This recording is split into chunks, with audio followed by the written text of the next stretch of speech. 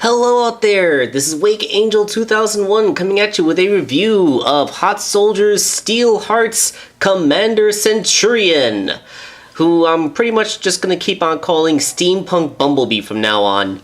Yeah, this is the first time I bought a figure from this particular third-party Transformer manufacturer, and it seems like a pretty good place to get in. I want to give a special shout out to the Chosen Prime, which is the place where I bought this thing for 35 bucks, and Thew from Thew's Awesome Transformers Reviews, who a lot more people probably know than me, because he mentioned this offhandedly in his last two videos, and which reminded me that it was a thing that existed that I desperately wanted.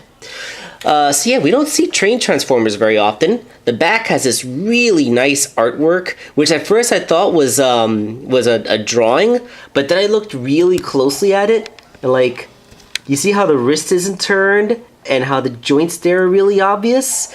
I think what they did was they took a picture of the toy and applied Photoshop filters to it to make it look like a drawn image. That's kind of funny. Anyway, you also get a little preview of the alt mode, being a tiny one-passenger little steam train, which we all love. The top shows off a clean picture of what the toy inside looks like, and the side shows other things.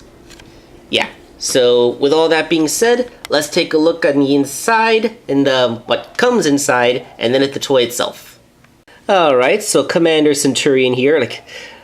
It's kind of weird to call Bumblebee a commander, but whatever.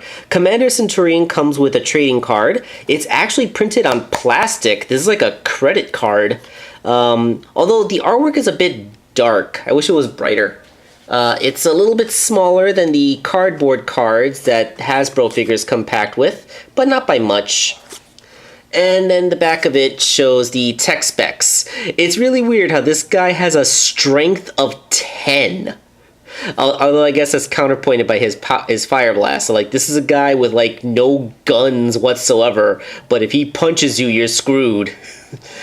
There's also the instruction sheet, which at first I thought, I didn't know what it was, but yeah, it's the instruction sheet. It uses actual photos of the toy as the instructions, which, in principle, it sounds kind of helpful, but it was actually really hard to figure out how to work, especially between step 4 and 5. Like, getting the arms to compress in just the right way for step 4 and 5, very difficult to do. This is a very fidgety part of the transformation. You also get to see right here everything else that they've made, or what's also available. And basically it's just a whole bunch of not G1 stuff. You know, like toys from the G1 cartoon that for some reason or another don't have proper representation in the modern lines. So yeah, like this is all well and good if you're into that kind of thing, but I really like it when they do something a little more unique that you actually don't see in most mainstream Transformers fiction.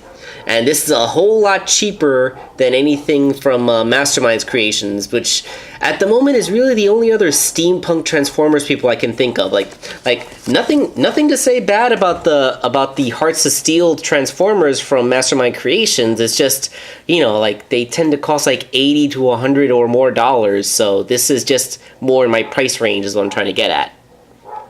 Bumblebee. The Commander also comes with this really nice hammer. It has some beautiful bronze paintwork on a very nice gunmetal gray plastic. It's hollow on one side, which is a little bit upsetting, but otherwise that's a really cute accessory. And here is Commander Centurion taken out of the packaging, looking very much like Bumblebee, made from a train. I love all the little aesthetic details, like his knight armor aesthetic. And look at his little face. It's unmistakably Bumblebee with his happy little smile and his bright blue eyes. But look, his little Bumblebee horns are tiny bolts. They're bolts. That's so cute. And that's basically what this whole package is. He is just cute. He's adorable. I love this thing. Look at how he looks. So let's break down the articulation. The shoulder pads here can move. In the box art, they're always slept down like this, but I like to keep them upwards. That frees up his shoulders for a bit more. There's a ball joint up there at the shoulders, and his arms in front of him until they hit the shoulder armor. He has a bicep swivel and an elbow that bends a solid 90 degrees. There is wrist movement, but it's mostly for transformation, although you can use that to, like, get the hammer down a little farther. Yeah. There's a waist joint. Hooray! The waist joint is hidden by his big old chest. I don't even want to call this a belly because it's like just a big chest because his belly's here. You see his little robo abs. Ball jointed hips. They go all directions, wide range. There's a thigh swivel, although on the left thigh, when I rotate it, it seems to come out of joint. But if I'm careful, then it doesn't happen. There is a knee, bends 90. And then there are ball joints, and his little cowcatcher toes have a ball joint connection. And there's a heel, which has a swivel, so it can go left and right. And the foot as a whole has a hinge. So you can easily get his feet underneath him in a wide variety of poses and make sure that his footprint is flat on the ground so that he won't fall over. And yeah, that totally works. He's a very, very cool looking, very posable little robot. And he can do pretty much whatever you would want him to do. So yeah, in terms of a trained Bumblebee action figure, he's super special awesome. There are places where the plastic feels a little bit thin, but it's not like it's still good. I mean, he's not masterpiece quality, but he is on par with what you would get from the deluxes that we have nowadays.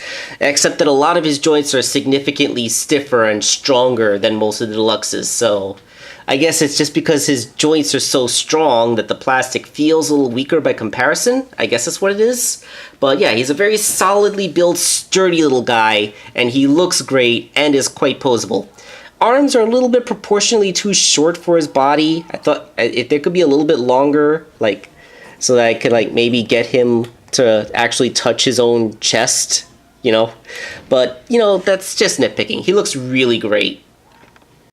For size comparison, Bumblebee is significantly taller than a Scout class, and just barely half a head shorter than a typical Deluxe class. In other words, he's pretty much the perfect height for a Bumblebee. He would fit perfectly on a Chug display because he's just the right size. Yeah, so that's size comparisons. If I were to say there are any negatives to this toy, is that there seem to have been two defects. One defect is down here on his shins. You see this little light here? How this one's pointing straight forward while this one's drooping down a little bit? That is due to, you see this here, the hinge that it's on?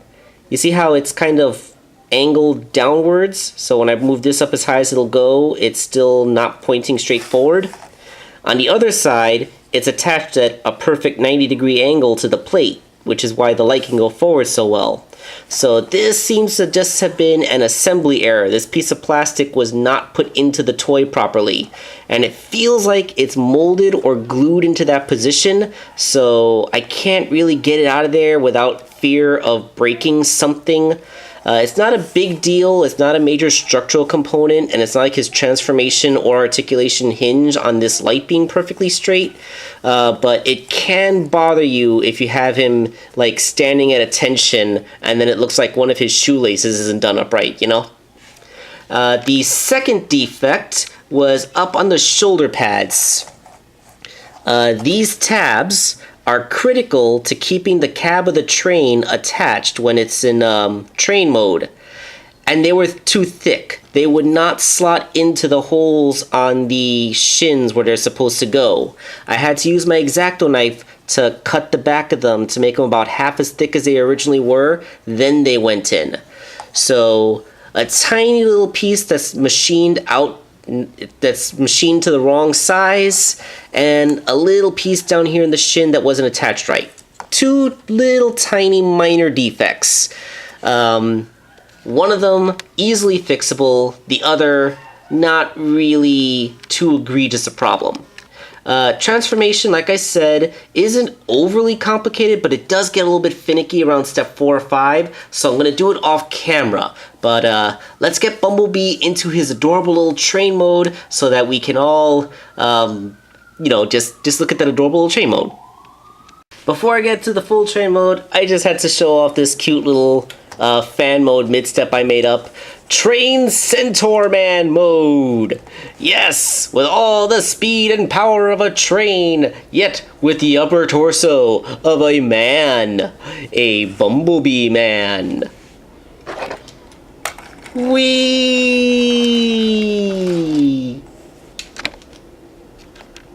And here is our adorable little steampunk wonder. Tiny Bumblebee as a little train. It's like doo doo doo doo doo doo doo doo. Hee. Look at me, I'm turning into Theo Adams here. I just love this thing so much. Yeah, this is pretty much why I got this figure, because like they just don't do steam trains in Transformers, you know? Like, how many trains are in Transformers, period? I mean, you have Astro Train, and then those 3 guys that were bullet trains that could combine, and that's it? Whatever you decide to remold Astro Train into is basically it? So yeah, we like never get trains. And like, I'm just so happy that not only do we have a train, but we have the trainiest of trains. The little tiny steam train with the cow catchers and the little brass paint detailing on the wheels that roll and they go squeaky, squeaky, squeaky. And like there's a little door in the back so you know how tiny it is, because like this would open up for one person to go into. Of course, if you actually open it up, the only thing you get out of there is Bumblebee's head, like, hey bro, how you doing? Well, I gotta get back to being a train. See you around. Doot doot. Hi, so cute. I love this train. Only problem, this yellow paint does not match this yellow paint. This yellow paint looks a little bit darker and orangier, while this yellow paint looks brighter and yellowier. That is the one area where the paint does not match up 100%. I'm willing to forgive it because I know, as a customizer, how hard it can be to paint anything yellow. Underneath, you can see that he has weapon storage in this mode. The feet come together to form a little cup that holds the rod of the hammer. So you can just tuck the hammer all the way into his feet, and it actually does stay there despite the fact that there's no hard friction and no peg, yet it still holds it. That's pretty cool. And his hands are visible back there, but they're tucked away pretty good. I almost feel like you could make a car that follows this and contrive a way for it to have little 5mm pegs that stick out just so they could couple into these hands, and you could have a train pulling like a coal car or something. I wonder if that's an attachment they're going to make, like a coal car armor accessory or weapon pack or something. That would be kind of nifty. But yeah, size comparison wise, he is, of course, going to be way shorter than a standard deluxe vehicle. He's about as long as a scout-size vehicle, actually. Yeah, he and this scout-size vehicle have about the exact same length, although his overall volume, like, he's significantly taller than a scout-class vehicle. So I guess even though he's shorter, like, I guess if you, like, stacked it up, like, he's a... He's a deluxe. He's just more cube-shaped than your average deluxe. Like, most cars ride low and long, but he's a little tiny train, which is much more boxy. And I apologize if you've been hearing a lot of background noise outside. I live in the projects. I do not have a soundproof room to do my recording in, so I'm actually about 5 feet away from a window with people in a neighborhood just kind of, you know, going about their day. So if you heard a lot of background noise, I apologize for that in advance. But yes, this, what's the proper name? Commander Centurion, aka Steampunk Bumblebee, is a fantastic little third-party train toy with just a couple little defects that might vary from figure to figure, but my enjoyment of it was not diminished, and I doubt yours will be too. This is the first time this toy company has taken on such an outside-the-box idea as a train-based Bumblebee, and I think they should be supported for that, because there are just too many third-party Transformers out there which are just like, hey, remember in the cartoon how the toy released in the 1980s didn't look like it looked like in the cartoon? Well, here's the thing that looks like the cartoon, you know, like okay, yay, but it's a little bit boring. Like this is interesting third-party stuff. I want you to make more of this stuff. And at $35, it's a little bit more, like, that's about the price point of a Voyager class Transformer, and you're only getting a deluxe for that price. But for third parties, that's not bad. And it is the cheapest steampunk Transformer you can get out of there. As I said before, you're going to be spending like $80 to $100 minimum for like the Mastermind Creation steampunk Transformers. So, yeah, that's my judgment. This is Wake Angel 2001, signing off.